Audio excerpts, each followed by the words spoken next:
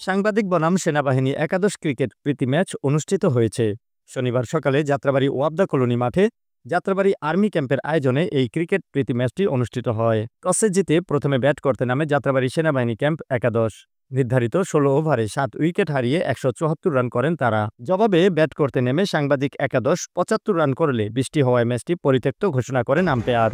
পরে সাংবাদিকদের সাথে এক মত বিনিময় সভা অনুষ্ঠিত হয়। অনুষ্ঠানে উপস্থিত ছিলেন যাত্রাবাড়ি আর্মি ক্যাম্পের অধিনায়ক lieutenant colonel Mohammad Shamsuzzaman, captain Arif Moin, warrant officer Mosharraf Hossain সহ বিভিন্ন টেলিভিশন ও প্রিন্ট মিডিয়ার সাংবাদিকবৃন্দ। সেনাবাহিনী ক্রিকেট একাদশের অধিনায়ক ছিলেন লেফটেন্যান্ট কর্নেল শামসুজ্জামান ও সাংবাদিক ক্রিকেট একাদশের অধিনায়ক ছিলেন দীপ্ত টিভির রিপোর্টার সোহাগ আহমেদ।